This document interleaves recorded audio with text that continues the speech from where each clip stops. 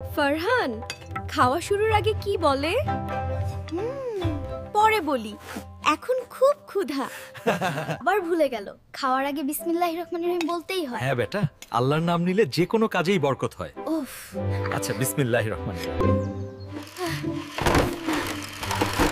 এই গাড়িটা আজ কেন কাজ করছে না? তুই কি শুরুতেই বিসমিল্লাহ বলেছিস? আরে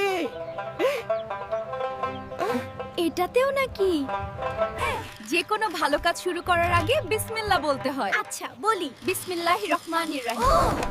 এবার তো রেসিং কার। ফারহান, বিসমিল্লাহ বললে আল্লাহ আমাদের কাজে সাহায্য করেন।